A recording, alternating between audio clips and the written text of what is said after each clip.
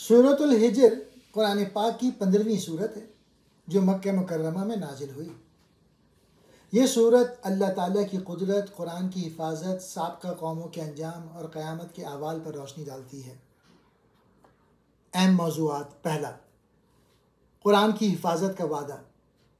اللہ تعالیٰ فرماتے ہیں، بے شک ہم نے یہ ذکر یعنی قرآن نازل کیا اور ہم ہی اس کی حفاظت کرنے والے ہیں۔ اللہ نے وعدہ کیا کہ قرآن کو کوئی تبدیل نہیں کر سکتا، نہ ہی کوئی مٹا سکتا ہے۔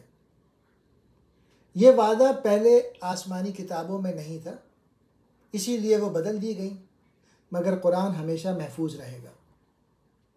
دوسرا، پچھلی قوموں کی نافرمانی اور ان کا انجام۔ اللہ تعالیٰ نے ماضی کی سرکش قوموں کا ذکر کیا۔ قوم لوط، یہ قوم فحاشی اور بدکاری میں مبتلا تھی۔ حضرت لوط علیہ السلام نے انہیں روکا مگر وہ باز نہ آئے۔ اللہ نے ان پر آسمان سے پتھروں کی بارش برسائی اور پوری بستی کو الٹ دیا۔ قوم سمود، اللہ نے انہیں معاوضے کے طور پر ایک اونٹنی دی مگر انہوں نے اسے قتل کر دیا۔ ان پر زوردار چیخ کا عذاب آیا جس سے وہ تباہ ہو گئے۔ قوم عاد، وہ طاقتور اور مغرور لوگ تھے۔ اللہ نے ان پر تیز آندھی بھیجی جو انہیں نیست و نابود کر گئی۔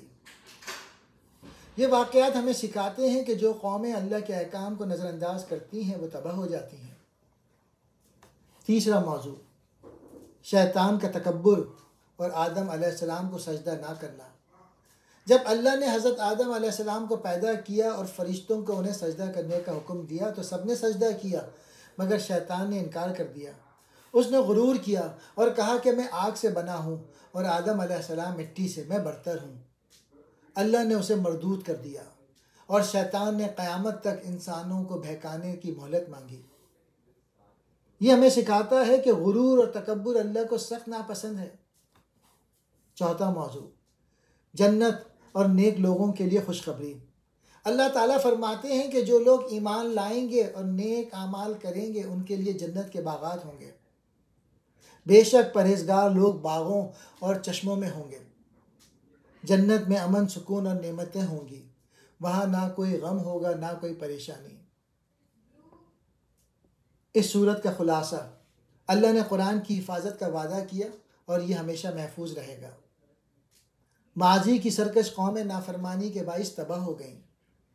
شیطان نے تکبر کیا اور آدم علیہ السلام کو سجدہ نہ کیا، اس لیے وہ مردود ہو گیا۔ نیک لوگوں کے لیے جنت کی خوشخبری اور گناہ گاروں کے لیے عذاب کی وارننگ دی گئی۔